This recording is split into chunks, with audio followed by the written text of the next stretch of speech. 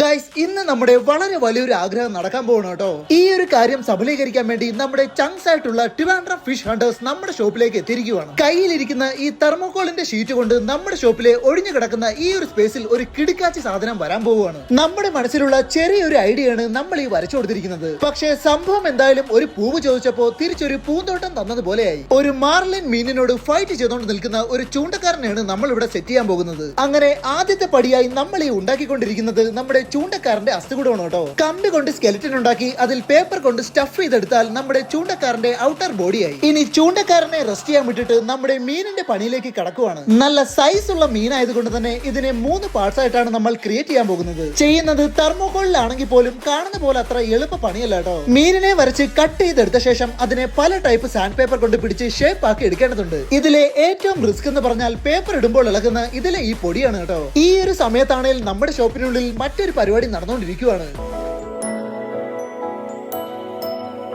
ഓലത്തുമ്പത്തേരുന്നോയലാടും ചെല്ലപ്പൈങ്കിളി എന്റെ ബാലഗോപാലനെ എണ്ണതിപ്പിക്കുമ്പോ പാടടി.